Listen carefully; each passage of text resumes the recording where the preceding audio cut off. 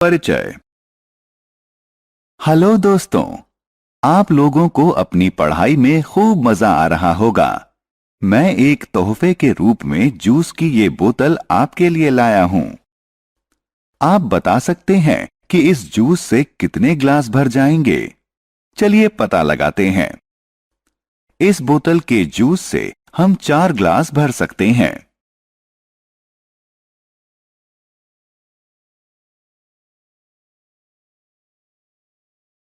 आओ सीखें। उन पात्रों की तुलना करना जिनमें अलग अलग मात्रा में लिक्विड यानी तरल आता है। अलग अलग मात्रा वाले तरल को रख सकने योग्य पात्रों को बढ़ते या घटते क्रम में लगाना।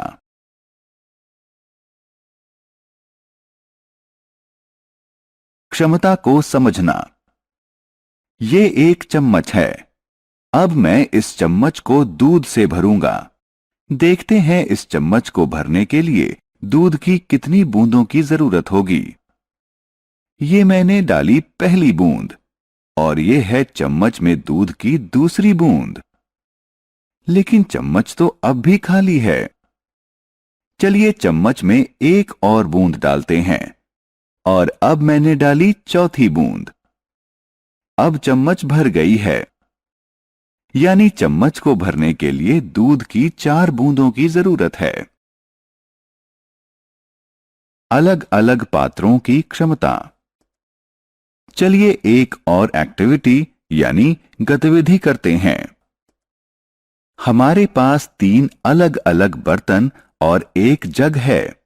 हम जग से इन 3 बर्तनों में पानी भरेंगे। चलिए शुरुआत पहले बर्तन से करते हैं।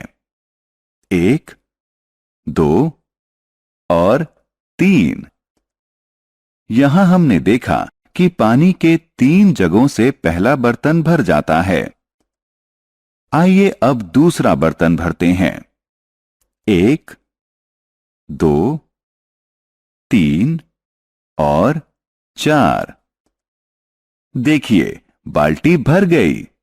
यानी ये बाल्टी 4 जग पानी से भर जाती है।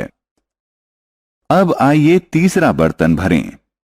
1 और 2। इस बर्तन को 2 जग पानी ने भर दिया।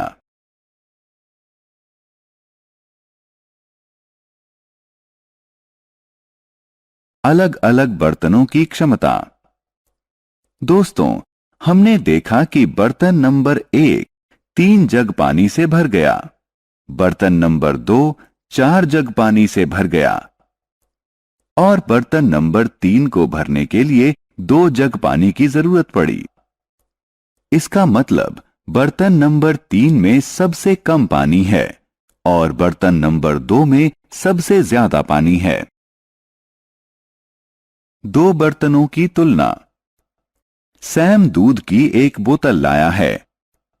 क्या वह इस बोतल को 1 गिलास में खाली कर सकता है?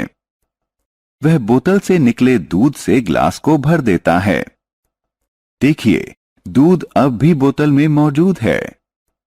वह एक और ग्लास लेता है और बाकी बचे दूध को उसमें डाल देता है।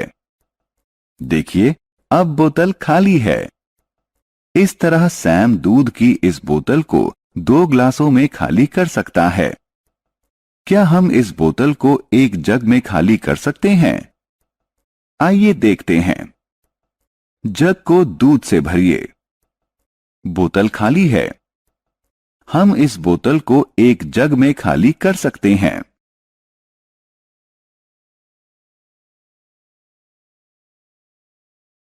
क्रम में लगाना। दोस्तों, हमारे पास 3 अलग अलग बर्तन हैं। किस बर्तन में सबसे कम पानी है? हां, आपने सही बताया। बाउल में सबसे कम पानी है। किसी जार में बाउल के मुकाबले ज्यादा पानी होता है और किसी बर्तन में बाउल और जार के मुकाबले और भी ज्यादा पानी होता है। अब इन बर्तनों को बढ़ते हुए क्रम में लगाते हैं। बाउल का नंबर सबसे पहला है क्योंकि इसमें सबसे कम पानी आता है। इस कतार में दूसरा नंबर जार का है क्योंकि इसमें बाउल से ज्यादा पानी आता है। आखिर में हम बर्तन को रखेंगे क्योंकि इसमें बाउल और जार दोनों से ज्यादा पानी आता है।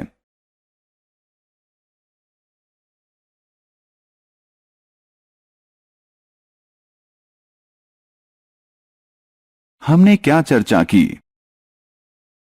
हमने तरल वाले बर्तनों की तुलना करना सीखा।